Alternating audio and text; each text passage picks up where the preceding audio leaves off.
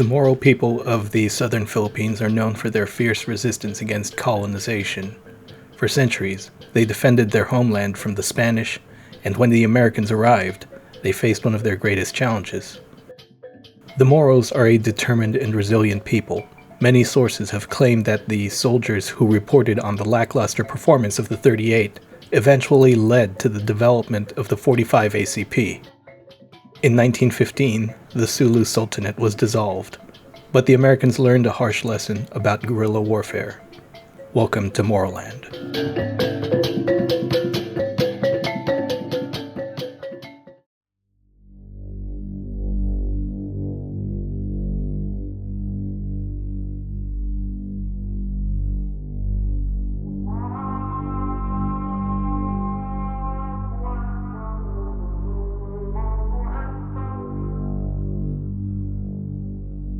The Moro homeland is a region of islands and mountains, providing natural defenses that made it difficult for any foreign power to establish control. The Americans, much like the Spanish before them, encountered a landscape that resisted their conventional military tactics. This challenging terrain forced American forces to adapt, often relying on smaller, more mobile units to counter the guerrilla tactics employed by the Moro fighters. The Moros were not just defenders of their land, they were warriors deeply rooted in a unique martial tradition. One of the most striking examples of this was the practice of juramentado, where Moro warriors would engage in suicidal attacks against their enemies. After taking an oath with a hand placed on the Quran, the warrior would perform a ceremonial bath. As part of this ritual, all body hair was shaved, and the eyebrows were trimmed to resemble the crescent moon in its early phase. A tight band was then fastened around the waist, with additional cords securely tied around the genitals, ankles, knees, upper thighs, wrists, elbows, and shoulders. These bindings restricted blood flow, ensuring that the warrior would not lose too much blood from wounds before reaching their target. One of the greatest challenges the Americans faced was the decentralized nature of Moro leadership. Unlike in other parts of the Philippines, where a single leader might surrender and end the conflict, the Moros were organized into various sultanates and datu or chieftain-led communities. This structure meant that even after major battles, resistance would continue in other areas, requiring sustained military efforts. General John J. Pershing and other American commanders adapted by forming alliances with some Moro leaders while isolating others. Warriors who joined with the Americans were enrolled into the constabulary, becoming a mix of local law enforcement and National Guard.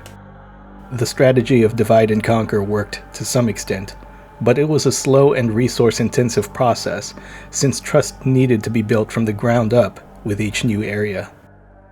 It was one of the first comprehensive hearts and minds type of campaign that America would continue to employ and refine.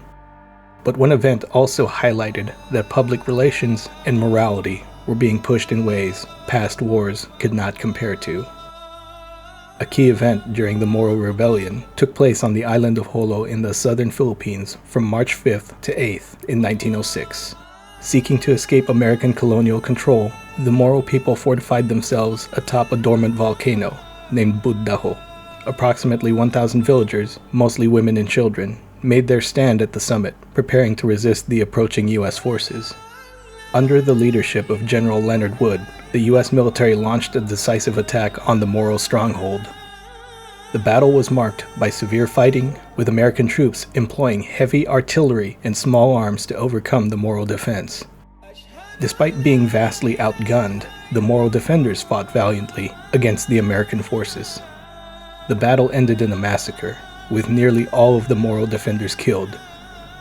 Out of the approximately 1,000 individuals who had sought refuge, only 6 survived.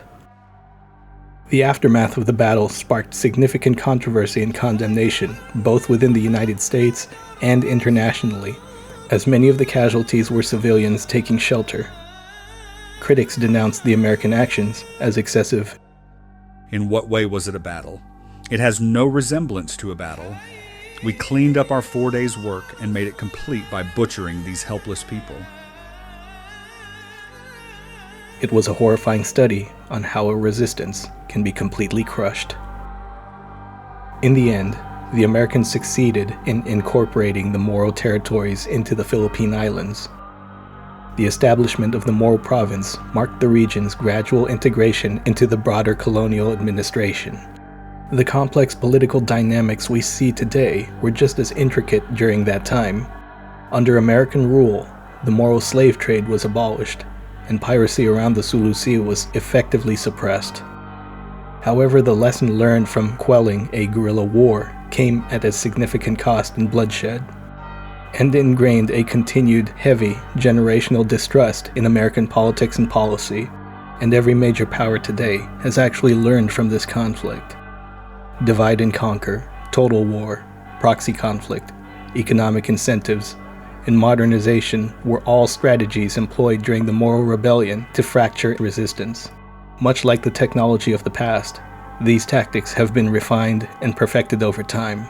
They are now more subtle, often appearing disconnected from one another. The lessons learned through bloodshed have been modernized, becoming an ongoing exercise in refinement.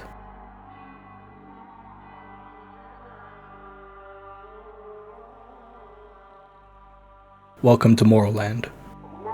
We are on patrol with the largest Muslim rebel group in Mindanao, the Moro Islamic Liberation Front, or MILF. For decades they fought for independence. Since the self-proclaimed Islamic State burst onto the scene in 2017, the Muslim rebels have joined forces with the Philippine army.